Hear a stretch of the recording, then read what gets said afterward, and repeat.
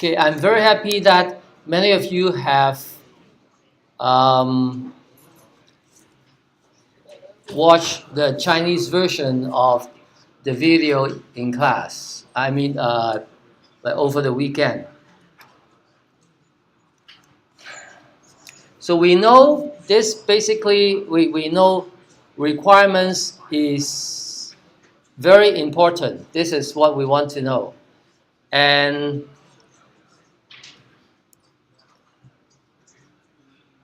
here, the key thing to get requirements is the customers and users need to work together very closely as a team. Okay, so if they make the mistake of thinking the other person is the enemy, okay, that they want to defeat, then they're not going to produce good product. It's almost like if the teacher and students think of each other as enemy, I want to fail as many students as I can, or the students want to make the teacher's life miserable. Okay, if we see each other as enemies, then it just won't work. Okay, we want to be as a team. We help each other to do their best.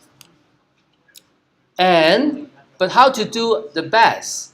Well, when it comes to requirements, one of the things is we need prioritization. Okay, we need to know, because when it comes to wish lists, people always think of all the good things they want to have, but then they have different values. So we want to be able to identify what has the most values. Then you just do it. So it's just like studying. You can study, there are so many different ways to study. So which activities is most beneficial, you need to decide. Okay? So for the customer, they need to know what is best for their business. So that should be the priority requirements.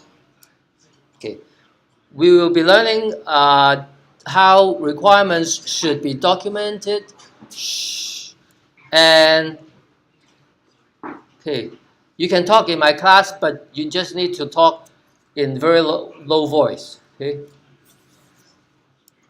So this is requirements elicitation very early on in the software life cycle. And this is a slightly more detailed view with the input and output of each activity. One way to understand a process or understand activities is to know what is the input and what is the output. Just like understanding program. You can understand a program by reading the code inside. Okay, this we can think of it as a white box. We can see it inside the box. But we can also see it as a black box, so that we just need to know what goes in and what comes out. Okay, so this way we know to carry out the requirements elicitation, we need business goals and needs and knows about the current situation. And then we give preliminary requirements, which later we expanded, refined it to give more detail.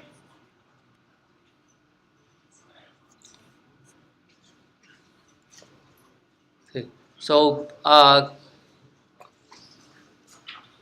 one of the things we need to do early is the feasibility study, 可行性. Okay, we try to find out if it is feasible given the resources we have. Okay,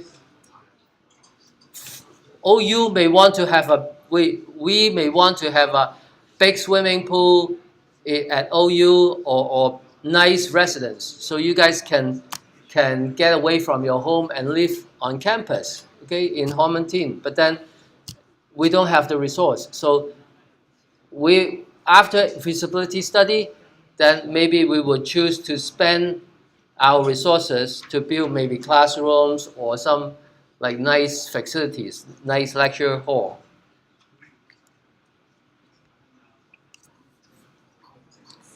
And we know requirements elicitation is early stage, and it's also very important because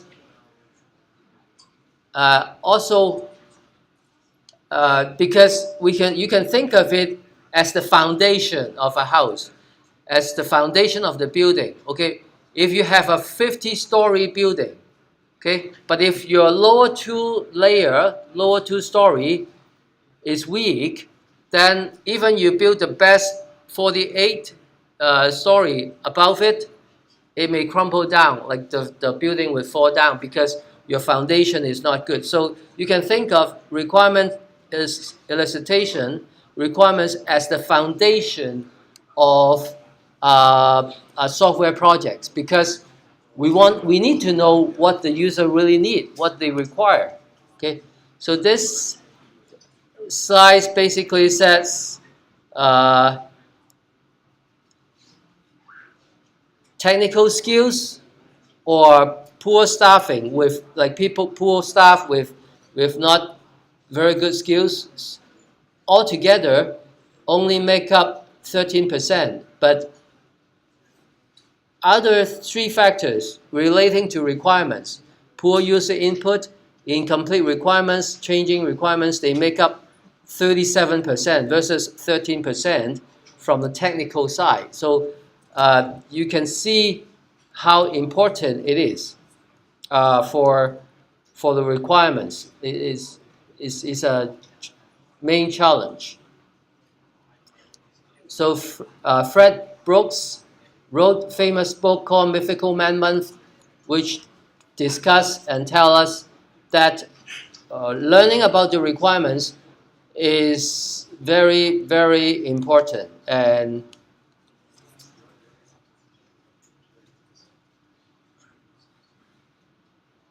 okay, we've seen this.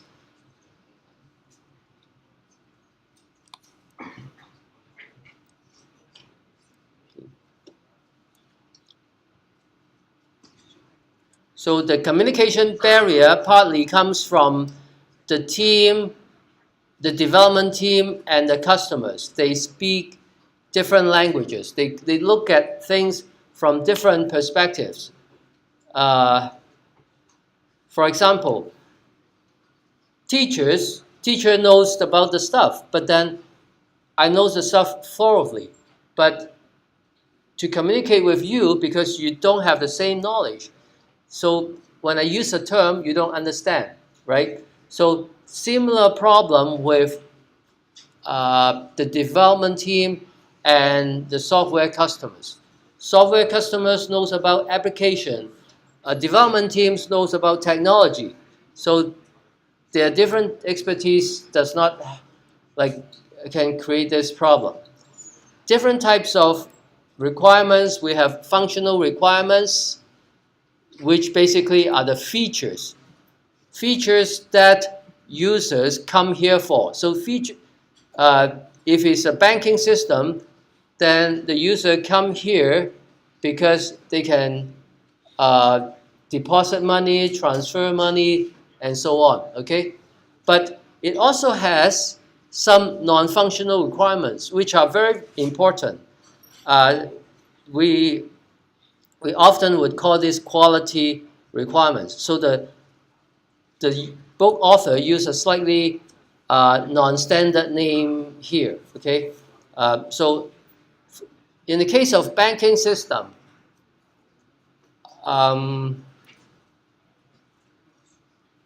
users do not come to the banking system just because it's fast. Okay, because fast is there are so many fast things.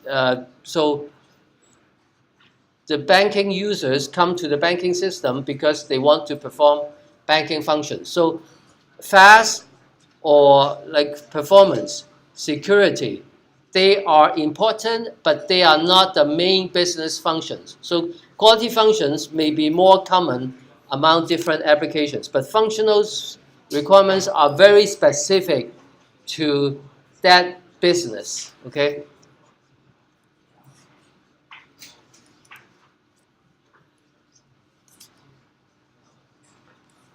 Okay, must allow.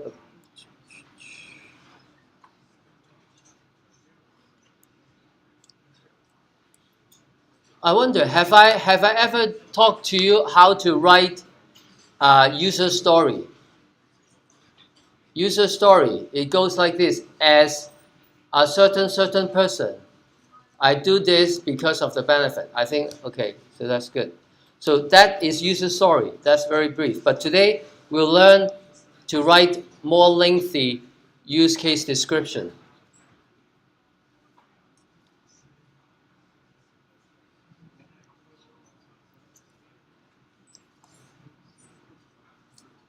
We say that for non-functional requirements, we want to try to be quantitative, 量化 quantitative, so that it is some specific numbers that you can manage within a certain time. Okay, so if it's quantitative, that means people can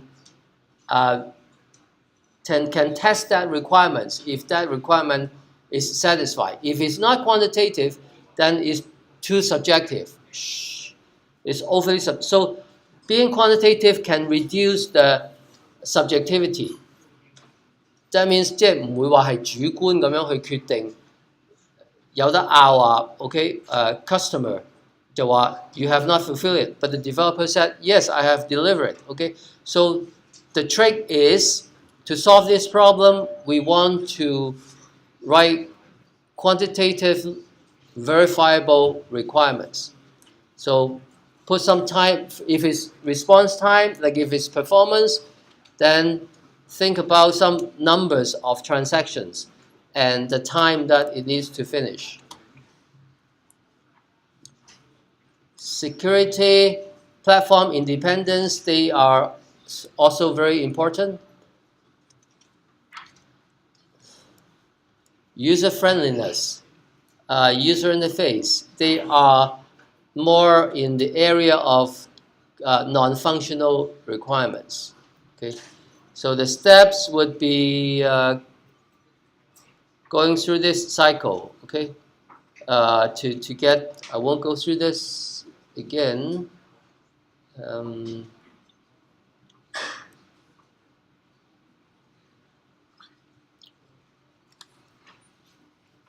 So in an analysis model, we describe the business aspects. So we may not have get to the solution part yet. We don't know the solution yet, but that captures the business part.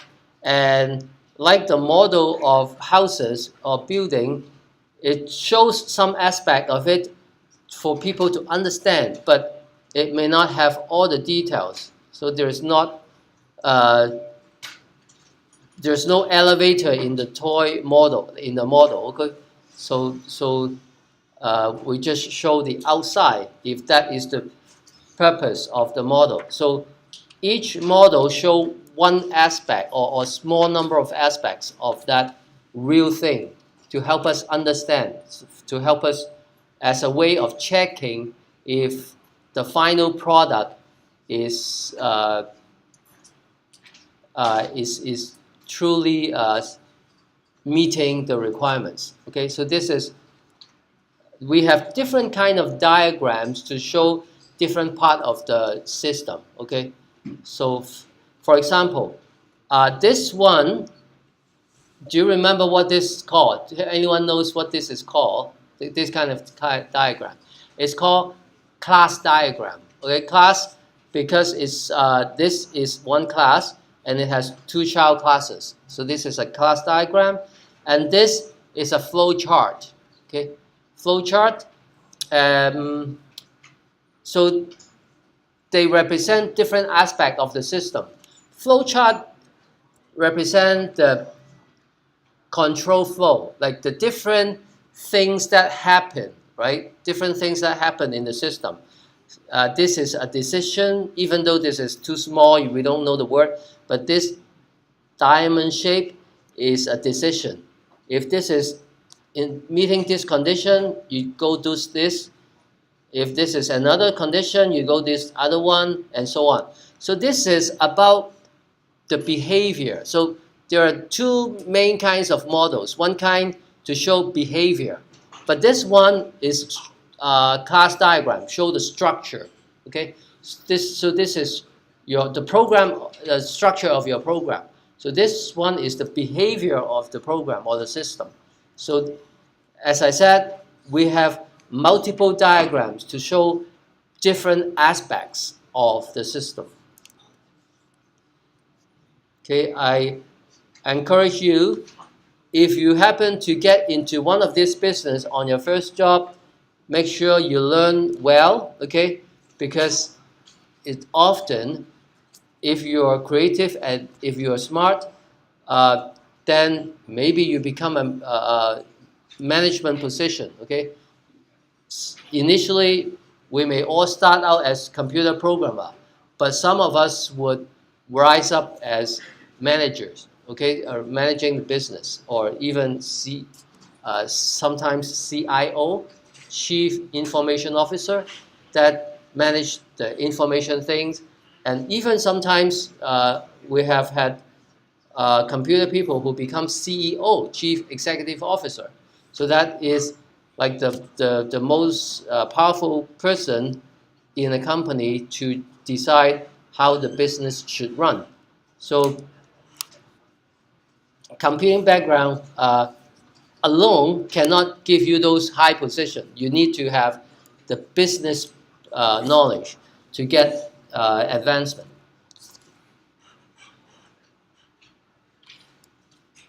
Requirements, when we think of requirements, also think of constraints. What are the limitations the business or government or sometimes our competitors, because how our competitors are doing, it also concerns us too. For example, in my case as a teacher, teaching you software engineering, I need to know what other professors are teaching at their university. So I try to do everything that they do and maybe a little bit more, so that you leave this place hopefully better equipped than other competing students. Of course, I have to keep in mind what is the goal. When you develop a system, there has to be business goal, okay? And of course, as my student, you have a goal of, let's say, finding a job after graduation. So my job is not just to give you a diploma, but I need to give you a diploma that employers respect, that when they see this diploma, they know that this represents very good like quality. So that's why I say it again and again, the teacher who allowed the whole class to pass, he's not doing a favor to the students, because even if the weak students get the diploma, then that diploma would not worth anything to employers. So those students who's not equipped with the ability, it's actually better for them to fail, so that only the deserving students can get, okay? But all I'm trying to do is I teach it Chinese once and then English once, and if you do that, attend both, hopefully all these knowledge will be very natural to you in a job interview. You can just put it out, explain to people. Okay, so priorities, timing, when asking for requirements, when we ask our customer, they always say everything is good. They always want to get everything. So to help us decide what they should get and when is to ask them to put a price tag. Okay, if they are willing to pay a lot for one feature, then you know that is the feature you should be building. Okay, this is a layout of IEEE standard for software requirement specification. 830 stands for the standard for software requirement specs. 1984 is the year, okay? That because they don't get updated too often. You cannot update a standard very often, otherwise people cannot follow if you change too quickly. So only every 15 years, 20 years, this get changed. Feasibility study, check if the technology is okay, I can build it, or the customers are ready, or the customers want it, and timing. Well, actually, the customer wanted is maybe it's a little bit more marketing part, so it's not necessary feasibility. But can we get it out like with the time constraint and cost constraint? That is the most important thing in feasibility study. These two terms, I remember when I applied for a job at OU as a tutor for software engineering, I was asked these two questions. Okay, what's the difference between verification and validation? Do you think I make a guess？ 你估我當時答呢個問題答得啱唔啱啊？嗱， OK， 嗱，即係我見工嘅時候咧，即係見嘅時候咧，就如果即係好多年前，即係我唔係見呢一份工啦，嗰陣時係見 part-time tutor 呢個工咧，咁好似係李德成問呢個問題嘅，嗰陣時佢 in 我嘅，咁佢問我即係verification 同埋 validation 嘅分別，咁我嗰陣時嘅答案咧，應該咧就係話一個咧就係代表 doing 即係 building the product right， 一個咧就係代表 building the right product。但我記得嗰陣時咧，我好似係講話，我唔記得啲邊個打邊個嘅 ，OK。咁但係即係我諗到過骨啦 ，OK。嗱咁但係咧，即係至少嗱有時我成日我自己都唔記得嘅，即係我究竟邊個係代表邊一個咧？但係你要知道，做一樣嘢做得啱做得叻咧，其實係包括兩部分，一部分咧就係你做嗰樣嘢個即係本身嘅目的係要啱嘅，然之後咧你用個正確嘅方法去做，呢個就係呢度所分出嚟嘅 verification 同埋 validation 嘅兩個 aspect， 即係一個咧就係 are you doing the right、are you building the right product，OK， and then are you building it in the right way？ 咦？呢度 are we building the product right？OK， 係咯，即係呢度 are we building the product the right way？OK， 即係正確嘅方法去做。咁所以你包括轉一轉咗個字咧，就係唔同咗個解釋。但係你要知道係有兩個 aspect 嘅。Technical reviews, not sure, because this is the first time we use that textbook. I don't remember. I'm not sure whether we will go deep into these two names. Okay, but there are two types of technical review. Walkthrough is more casual. The author just described the work very casually and asked for comments casually, and people may not follow up on who did what. Okay, so we just want to give some casual feedback to the author. So that is a walkthrough.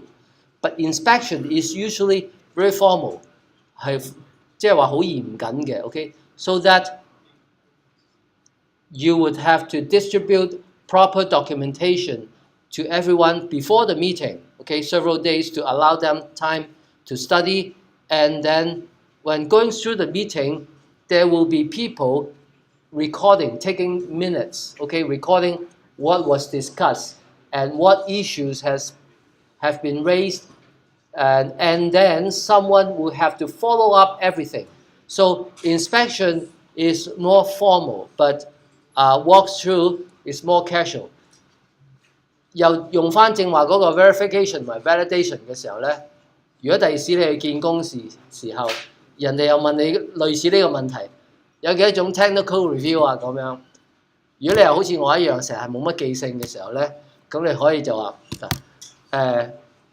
應該係有一樣咧就係叫 walkthrough， 一樣叫 inspection。咁其中一個咧係比較 casual 嘅，另外嗰個咧就比較 formal 嘅。咁你解釋俾佢聽 ，formal 就代表住乜嘢啦？即係 step by step 一定要跟足啊，即係會有 follow up 啊咁樣。OK，咁所以我諗你真係唔記得咗個名邊個打邊個，我諗你都可以即係過到骨嘅。OK， 應該。但係至少因為你識得即係你真係唔記得個名，人哋知道你識得點用啊嘛，係嘛？即係 at least。咁expert review is trying to study the requirements from the application domain perspective, okay?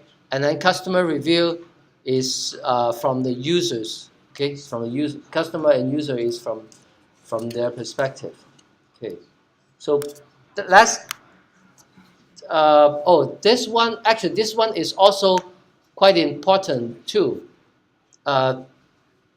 People can use that based on that to find out your understanding of agile principles. Agile principle believe in just do enough. 喺我哋以前咧，寫即係我係 undergrad student 嘅時候咧，我哋啲先生咧就會話俾我哋聽，即係最好嘅 designer 最好嘅 system designer 咧就係佢會anticipate 晒將來個 user 有可能 require 嘅嘢，有可能 ask for 嘅嘢。咁同埋咧，你最好即係喺你標個 system 就係連佢唔問唔要嗰啲嘢咧，你都標埋落去。OK， 即係呢個係即係理論上面同埋即係我哋以前讀嘅時候咧，好多時有咁樣嘅即係先生係咁教我哋，或者即係出邊老細係或者類似係咁樣講。但係而家實際上面 agile 嘅方法咧，佢哋就係諗user 依家呢一個 user story 係要啲乜嘢，我哋就淨係俾咗咁多佢，俾住咁多先，即係將來嘅嘢係將來嘅事。OK， 咁呢一個方法有冇？你覺得有冇咩嘅問題先？即係呢一個嘅諗法，即係呢一種嘅價值觀或者思維就係，如果個客要乜嘢，我就淨係俾咁多佢，多啲都唔俾。有冇機會有衍生到啲問題咧？即係有冇其他嘅問題衍生出嚟咧？嗱，譬如有一個嘅諗法咧，就係咧，咦？如果有一個 system， 如果你一早諗定有埋呢啲嘢咧，去標，相對嚟講可能平過話，我唔諗將來下一步，我淨係做咗呢一步。如果將來佢問嘅時候咧，就要又要 update 又要改嘅時候咧，你改嗰啲 code 嘅時候咧，有冇機會你要啲嘢由頭 test 過啊？可能你要做過晒 testing 嘅喎，係嘛？或者有其他嘅嘢你要做啊咁樣，即係咁會唔會係呢一種嘅 agile 嘅思維就係個客要咁多就做住咁多俾佢先，即係我哋就唔諗話佢將來，就算估到佢將來會要呢一樣嘢，我都唔做住咁樣，會唔會係衍生一啲將來好多即係要花多好多功夫嘅問題咧？嗱，我哋係咪而家諗到其實喺一個事情係有兩方面嘅？咁但係咧，大家唔使驚啊！即係我哋 agile 嘅 method 咧，佢亦都有注重第二啲嘅 technique 係可以解決到我正話講話佢衍生，即係因為要改個 system 衍生嘅問題。其中一個咧就係咧，佢哋就會係着重咗啲 automated 嘅 testing， 即係話咧，就算將來改嘅時候咧，佢會有一啲佢寫咗一啲 code 去 test 個 system。咁即係話咧，再 retest 嘅時候咧，有好多 retest 唔需要人手再 retest， 而係佢 run 啲 program 去 test 嗰個 program。OK， 即係話而家 agile method 嘅主張咧，唔係話淨係交咗一套 system 俾個客，其實佢 actually 另外有一套係叫 testing programs。呢套 testing programs 咧會係 call 嗰個交俾客嘅嘢，然之後或者 compare 下啲 result， 睇下啱唔啱。咁由於有呢個 automation 嘅緣故咧，將來你去 update 交俾客嗰個嘢嘅時候咧，你就可以試下 run 翻嗰啲原先寫咗嗰啲 automated 嘅 test。如果佢再 run OK 嘅時候咧，就即係話咧，你喺更改嘅過程入邊咧，你就冇加咗啲 bugs 落去啊咁樣。所以我哋亦都有另外一個 term 叫做 code refactoring， 亦都係第二啲嘅 technique， 係同呢啲係有關嘅。即係譬如話寫完啲 code 嘅時候咧，你改嘅時候咧，你頭一陣寫嘅時候咧，佢可能會靚仔仔，但係到你 update 嘅時候咧，可能係你會 update 到咧花哩碌嘅喎 ，OK？ 有時有咁嘅情況，咁但係咧，原來 Agile Methods 咧佢有另一套嘅 technique 叫 code refactoring 嘅 technique 咧，係執翻靚仔啲，俾人改肉酸咗嘅 code 嘅 ，OK？ 咁所以我哋會遲啲會係 definitely 會 go over 呢啲嘅嘢，所以係會即係 Agile Methods may bring out because that good enough is good enough requires some additional changes in the future, but Agile Methods is not the people that use Agile Methods are not afraid of that because they have additional techniques to help solve that problem. So that's it for this part of revision.